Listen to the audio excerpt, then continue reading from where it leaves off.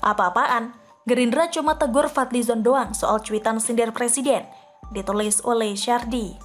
Fadlizon melontarkan sindiran kepada Presiden Jokowi ketika diberitakan Jokowi secara resmi menjajal langsung sirkuit Mandalika di Lombok. Sambil memberikan selamat dan apresiasi, Fadlizon menyindir Jokowi soal banjir Sintang.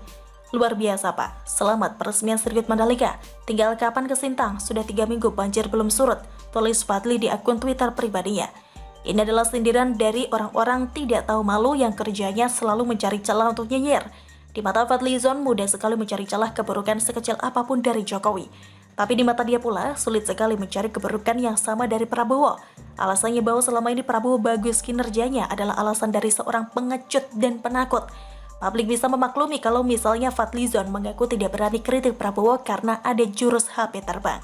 Sekjen PDIP Hasto Kristianto membela Jokowi dari sindiran Fadlizon. PDIP memamerkan tindakan nyata dan sudah menerjunkan kadernya ke Sintang. Fadli disindir hanya mampu memberikan kritik tanpa aksi. Di artikel sebelumnya saya pernah mengatakan Gerindra sangat keterlaluan, tidak pernah menegur Fadlizon, seolah dia ini sengaja diutus untuk membuat keributan. Tapi Gerindra memang menegur Fadlizon. Tapi cuma menegur aja sih, buat apa? Cuma tegur habis itu besok-besok teriak lagi kayak orang stres. Bocah kecil juga tidak akan mempan kalau cuma ditegur, sama aja lah. Juru bicara Partai Gerindra Habibur Rahman menyebut pernyataan Fadlizon yang menyindir Jokowi soal banjir Sintang merupakan sikap pribadi, tidak terkait kepartaian ataupun sikap fraksi Gerindra DPR RI. Soal tweet Pak Fadlizon soal Sintang, kami perlu meluruskan jika statement tersebut tidak mewakili fraksi ataupun partai, kata Habibur Rahman. Gerindra meminta maaf jika pernyataan Fadlizon soal banjir Sintang membuat tidak nyaman. Gerindra menegaskan Fadlizon sudah diberi teguran, kepada beliau sudah diberikan teguran dan kami juga meminta maaf apabila statement tersebut menimbulkan ketidaknyamanan, kata Habibur Rahman. Habibur Rahman menegaskan kader Gerindra akan ditegur jika memberi pernyataan yang tidak tepat. Dia sendiri mengaku kerap ditegur jika salah-salah berucap di publik.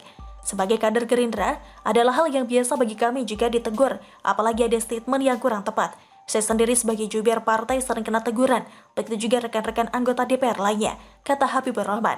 Seperti yang saya katakan, tegur doang buat apa? Apakah ada sanksi? Kalau tidak ada, Gerindra tidak usah bermain di dua kaki. Di satu sisi menegur seolah cuma formalitas, di sisi lain membiarkan begitu saja. Kalau serius, berikan sanksi kepada Fadlizon. Kalau tidak, Gerindra tidak usah sok bijak. Apalagi sampai bilang ucapan Fadli tidak ada kaitannya dengan Partai Gerindra, hanya sikap pribadi Fadli. Ini menegaskan kalau besok-besok Fadlizon akan tetap seperti biasanya. Senak jidatnya bikin ucapan sampah tidak bermutu seperti misalnya meminta Densus 88 dibubarkan. Jangan dipikir semua orang itu goblok. Kayak kelompok sebelah yang diiming-imingi surga pun langsung percaya begitu saja. Presiden kerjanya bukan hanya mengurus satu daerah saja. Indonesia ini ada ribuan kota besar dan kecil. Lagi pula di tiap-tiap daerah sudah ada perpanjangan tangan presiden, yaitu lurah, camat, bupati, wali kota, hingga gubernur yang dipilih oleh rakyat. Kalau semua urusan harus melalui tangan presiden, lebih baik pejabat daerah semua diberhentikan saja. Lagi pula presiden tidak mungkin bisa berada di banyak tempat dalam waktu yang bersamaan. Jokowi ke NTB bukan dalam rangka duduk santai minum air kelapa sambil menikmati sunset di pantai Lombok. Ini dalam rangka meresmikan sirkuit yang nanti akan menjadi tenaga pendongkrak wisatawan ke Lombok. KK Mandalika ini dulunya lambat. Begitu di tangan Jokowi, dengan impres pembebasan lahan, dalam waktu beberapa tahun langsung jadi spot pariwisata eksklusif. Kepada Gerindra tolong, jawab apa kontribusi Fadlizon buat negara ini kecuali tidak bisa menjaga mulutnya yang gatal itu? Kalau hanya bikin bising, lebih baik Gerindra pecat saja orang ini. Kalau tidak mau dituduh bermain dua kaki, pemerintah tidak butuh duri dalam daging. Paham? Bagaimana menurut Anda?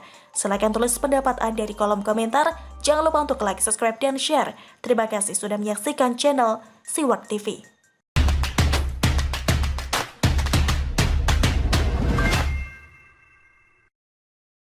Ya, beda. Kalau kita ketemu Pak Andika kan, Pak Andika, Pak Gubernur tuh nggak bisa biasa.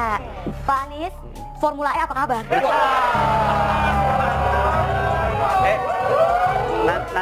Nanti kalau Formula E datang, Iya. cepet nonton nggak? Dapat enggak? Mungkin ada tujuan lain Anies tampil di acara Lapor Pak, ditulis oleh Syardi. Ada satu hal yang bisa kita petik dari tampilnya Anies sebagai bintang tamu dalam acara komedi Lapor Pak. Yang menjadi headline saat itu adalah segmen Kiki Saputri merosting Anies mengenai berbagai masalah yang terjadi di Jakarta selama masa kepemimpinannya. Tapi tidak diketahui secara pasti apakah Anies meminta tampil di sana atau tim acara yang mengundang Anies. Tapi itu tidak masalah karena ada satu hal yang menurut saya menjadi andalan Anies untuk membangun citra politik yang baru. Kiki Saputri memang terkenal jago roasting. Beberapa pejabat publik dan anggota dewan pernah menjadi objek roastingnya. Kita kedatangan tamu luar biasa, seorang gubernur, sosok pemimpin hebat. Tepuk tangan dong buat Pak Ahok, kata Kiki Saputri membuka roasting. Kalau menyapa Pak Anies tidak bisa sama. Pak Andika, keluarga apa kabar? Pak Wendy, anak-anak apa kabar? Kalau sama Pak Anies beda. Pak Anies, Formula E apa kabar? Kata Kiki Saputri. Tapi Pak Anies, ini yang saya nggak setuju karena banyak yang menghujat.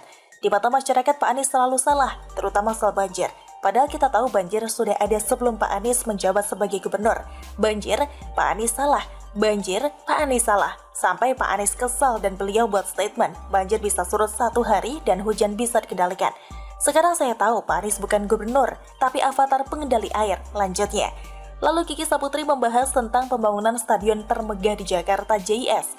Pak, kenapa Bapak bisa membangun stadion megah? Kenapa nggak bisa membangun kepercayaan masyarakat? Tanyanya. Pak, sebenarnya saya buat ini panjang banget, bisa 1 jam. Tapi nggak saya selesaikan, sama seperti program Bapak yang nggak selesai, kata Kiki Saputri menutup roastingnya. Di acara tersebut, Anies tidak tampak tersinggung dengan apa yang dilontarkan Kiki. Ya iyalah, roasting ini beda dengan kritik yang dilontarkan masyarakat umum. Roasting biasanya sudah mendapatkan persetujuan dari orang yang menjadi objek.